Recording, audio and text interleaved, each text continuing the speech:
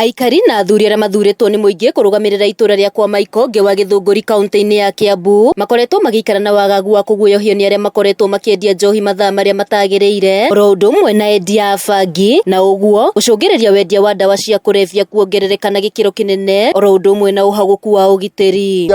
Ungiuga mundu ng'ania ni areka undu muna egucoka kwire ni egukuraga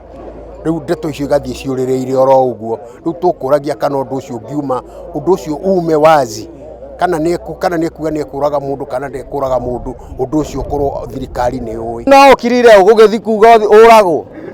nigetha ati wire mundu thirikari na iyo na niwe iraria mbia ri raiti ureke marute wira wao tondu onao mena maitho wekarwe na maitho maingi kwi muthigari ucio ne wira wake na ni murihe na ariheirwo wira ucio na ti ati ndari kuo eguku niguo kunyihanyihiria athuri a itura riri moritu maria makoretwo makigerera. Aikari a guku ni mendekithitie athuri aya gukorwo na uniform niguo kumathutukanagia na muingi uria ungi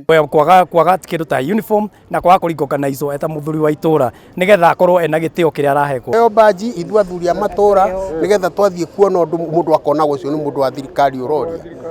na tugakihoka ya mukani nigetha mundu ona thimu teno tutiona kindu gia gwikira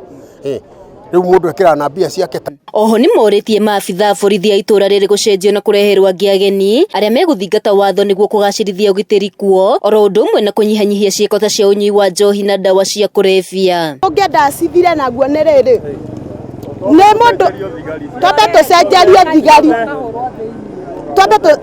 tucenjerie thigari twacoka tuona uria urendia akanyitwo agatwarwo thiini gutari ihaki nyamu icio ni iguthira tondu ti andu 10 kana 5 marendia ni andu ta 6. Turi no horo cio wa muingi guka urute mawoni maguo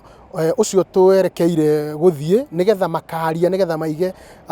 ba kana irabu ire na uthukangia wa mawatho na iria irendia hihi kindu kiria gitagiriire muingi uyu na ni watangathirwo mucemaini-ini uyu magoka nigetha maheane mawoni mau na mawoni mona maheanwo ni ngwenda kuga ta kaunti ati ni uhoro wa ma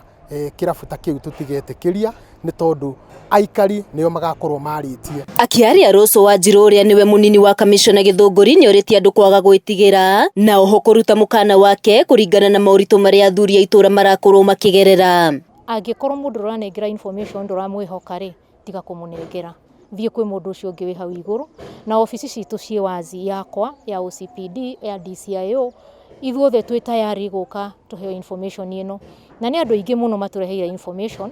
na gutire hindi njiguite ati kwi mundu hetwo mukana kana mundu umiite ni undu wa kuheana information. Koguo ihoya riakwa ni atiriri